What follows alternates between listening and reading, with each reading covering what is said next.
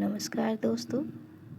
आज के अपने वीडियो में मैं हृदय रेखा पर ही वीडियो लेकर आई हूँ, जो कि हृदय रेखा के बारे में इतनी सारी बातें हैं जो एक वीडियो में आप जान नहीं सकते।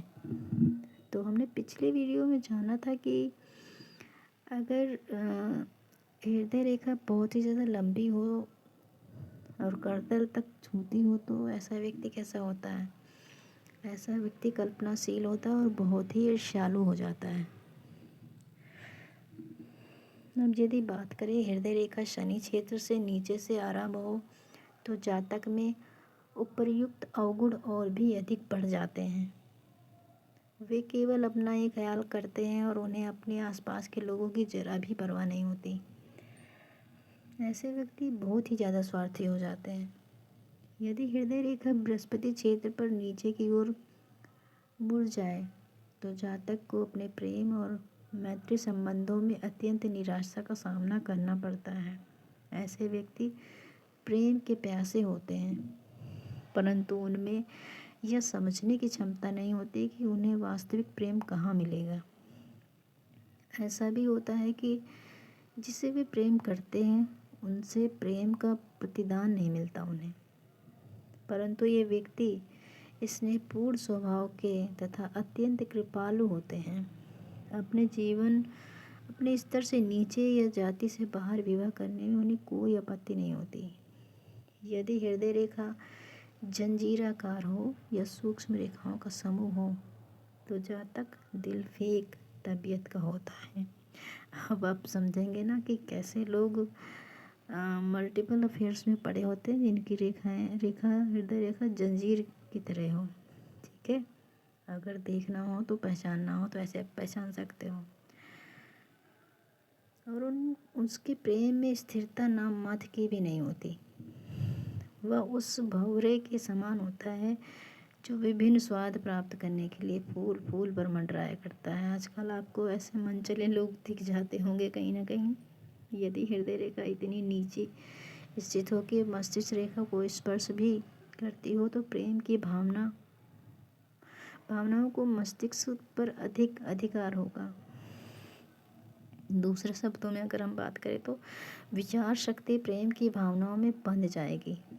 यदि सूर्य रेखा हाथ में अपने स्थान से ऊंचाई पर स्थित हो और मस्तिष्क रेखा भी अपने से हटकर इस प्रकार ऊपर की उठ गई हो तो मस्तिष्क रेखा हृदय रेखा पर अधिकार जमा लेती है, जिसका फल यह होता है कि प्रेम भावनाएं विचार शक्ति से दब जाती हैं। जातक अपने प्रेम संबंध बहुत सोच विचार कर करता है। यदि शनि क्षेत्र से आरंभ होने वाली हृदय रेखा जंजीराकार हो और चौड़ी भी हो तो जातक विपरीत लिंगी से नफरत करता है। इसके पहले मैं बता चुकी थी शायद। यदि रेखा पीले रंग की हो तो जातक के मन में प्रेम की भावना जन्म ही नहीं लेती। जब एक सीधी गहरी रेखा करतल के एक किनारे से दूसरे किनारे तक जाती हुई हो तो इस प्रकार की बनी हुई हृदय रेखा और मस्तिष्क रेखा एक दूसरे से मिल गई हो तो यह योग एक स्वयं केंद्रित जातक का परिचायक होते हैं।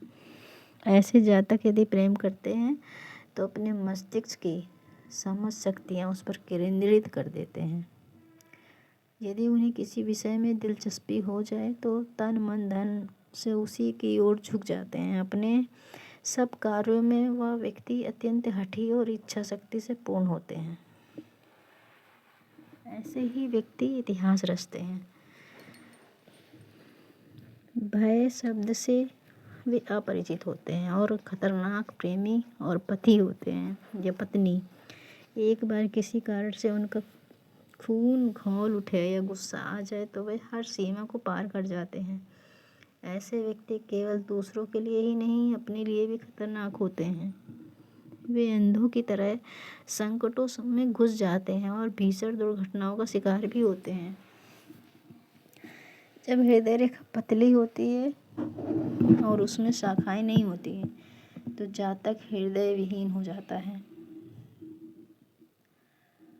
जब हृदय रेखा आरंभ में 2 शाखाओं में विभाजित होती हैं और एक शाखा बृहस्पति क्षेत्र और दूसरी पहली और दूसरी उंगली के स्थान की को जाती हो तो यह योग संतुलित सुखद प्रेम स्वभाव का परिचायक है।